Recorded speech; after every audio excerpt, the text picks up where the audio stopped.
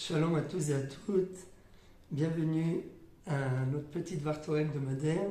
Et cette semaine, nous allons parler de la paracha de Vaishlach. Alors sur cette paracha de Vaishlach, il y a lieu de poser trois questions. La première, en rapport avec Yaakov. Comment se fait-il que Yaakov prenne aussi peur de la rencontre avec Esav? Comme nous dit Rashi, il se prépare à la tfila, il se prépare à offrir un cadeau à Esav, et il se prépare même à faire la guerre à Esav. Seulement, lorsque on analyse ce qu'Akadosh Baruch Hu avait dit à Yaakov Avinu dans la paracha de la semaine dernière, avant que Yaakov ne sorte d'Israël vers Haran, Akadosh Baruch Hu lui avait dit textuellement Ve'ine anochi imach ushmarticha bechol asher telech v'ashivoticha el ha'adama hazot ki lo e'ezovcha ad asher im asiti et asher dibarti lach. Tu n'as rien à craindre, je t'accompagnerai et je te protégerai par une protection divine jusqu'à ce que je te ramène sur cette terre et bien sûr que je te donne cette terre en héritage. Alors comment se fait-il que Yaakov ait aussi peur? Alors certes, c'est vrai, Rashi nous dit Chashash Shema Garam Hachet. Yaakov Avinu s'est dit entre-temps, il y a 20 ans qui se sont écoulés, peut-être que entre-temps il a fait des erreurs, il a fait des avérotes, et donc peut-être qu'il ne peut plus bénéficier de cette protection divine comme à l'époque. Mais en réalité, lorsqu'on regarde la fin de la paracha de la semaine dernière, on se rend compte que cette protection continue, puisque même 20 ans après, une fois que Yaakov prend la fuite de chez Lavan, et que Lavan arrive à le rattraper, Lavan dévoile de lui-même ce qui s'est passé avec les rêves qu'il a eus, et qu'on lui a dit textuellement de ne pas toucher à Yaakov. Donc voilà la preuve. Akadosh Baruch Hu est en mesure, de la même façon qu'il a fait avec Lavan, également de faire peur à Esav et de lui dire attention, tu ne lèveras pas la main sur ton frère Yaakov. Pourquoi Yaakov a-t-il aussi peur? Y a-t-il une faute qu'il a fait ici? Deuxième question, qu'est-ce qui se passe quand au final, au moment donné, Esav, au lieu de faire la guerre à son frère Yaakov, se met à l'enlacer et à l'embrasser? Qu'est-ce qui s'est passé entre le début de la paracha, où on nous dit que Esav arrive avec 400 hommes, il ne les a pas ramenés pour qu'ils jouent au billes avec Yaakov, c'est évident, 400 hommes c'est une armée. Qu'est-ce qui s'est passé entre le début de la paracha et le moment crucial où Esav rencontre Yaakov et au lieu de lui faire du mal, il l'enlace et il l'embrasse? Et troisième question, quelle est la signification profonde du nom de Israël que l'ange va lui donner à la fin de la lutte qu'il va dresser contre Yaakov? Alors, les réponses sont très simples à ces trois questions. Première question, oui, en effet, Yaakov a commis une erreur.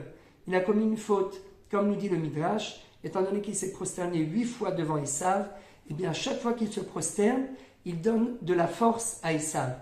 Kadosh Baruch Hu lui dit Chayecha, je te jure que du fait que tu te sois prosterné devant ton frère Esav à 8 reprises, je vais faire descendre, je vais donner une descendance à Esav de 8 rois qui vont tous régner. Parce que c'est toi, Yaakov, qui lui a donné cette force en se prosternant devant lui.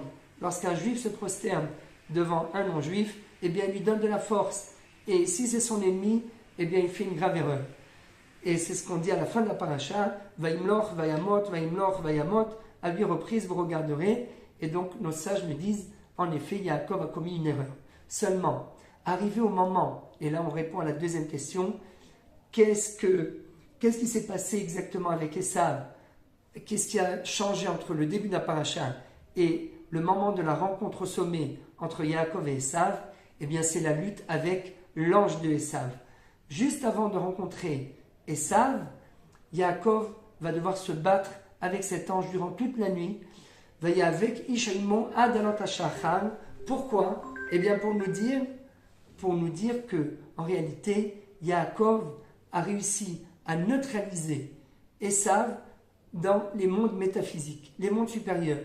Parce que toute la réalité qui existe ici-bas, elle est rattachée à des mondes métaphysiques. C'est ce que font les Mekoubalim lorsqu'ils font des kavanotes.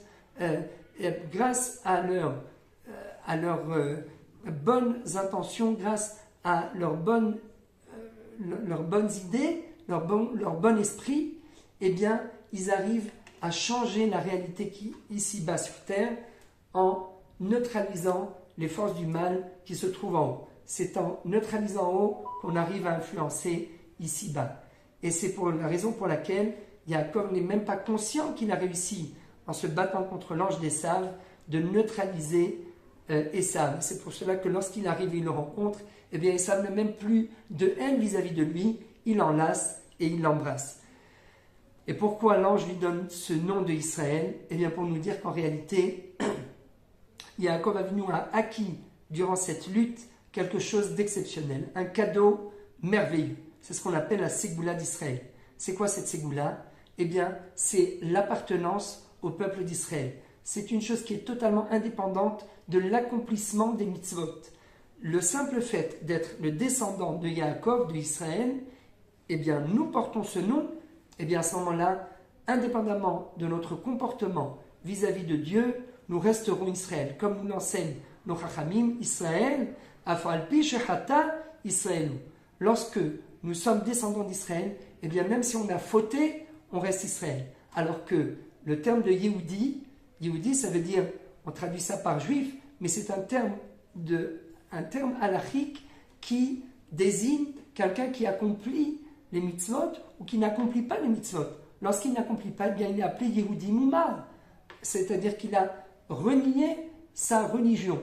Alors bien sûr, ça va dépendre, est-ce qu'il l'a renié par idéal ou par faiblesse. S'il a renié par idéal, c'est ce qu'on appelle Ochel Nevelot Lachis, il va transgresser la Torah pour mettre en colère Akadosh Baruch Hu, et bien là, il va prendre le titre de Yehudi Moumar, et il va avoir le même statut qu'un non-juif. Alors que s'il ne l'a pas fait par idéal, il a transgressé la Torah par faiblesse, et bien là, il n'est pas appelé Yehudi Moumar, c'est comme ça que le Shulchan Aruch tranche. Mais tout ça, c'est par rapport à la définition de Yehudi. C'est une définition totalement différente de la définition de Israël. Israël, Afalpi Shechata, Israël. Alors voilà le message qu'on doit retenir de cette paracha. D'abord, ne jamais avoir peur de nos ennemis, aller jusqu'au bout, lutter contre eux, et lorsque Chazé Shalom, bien, on a trébuché et on a fait une erreur en ayant peur de façon démesurée, de façon disproportionnée, eh bien, se rappeler qu'on peut toujours tout réparer parce que la réalité ici-bas n'est qu'une fiction. La véritable réalité, c'est celle qui se trouve dans les mondes supérieurs. En réparant, en faisant une bonne action, eh bien, on peut réparer et on peut vaincre nos défractaires qui veulent nous porter atteinte. Bezrat Hashem, qu'on puisse être les associés d'Akadosh Baruch Hu, dévoiler cette ségoula par le Bechira, c'est la question de la ségoula et de la prira, dévoiler justement ce potentiel, ce patrimoine spirituel que nous avons, chacun au fond de nous, pouvoir le dévoiler concrètement par les actes et être le véritable associé d'Akadosh Baruch Hu. Et à ce moment-là, eh bien, on n'a plus besoin d'avoir peur de qui que ce soit, nous vaincrons nos ennemis. Erdof oivai va'asigem velo ashur ad kalota. Kol tov, Shabbat Shalom.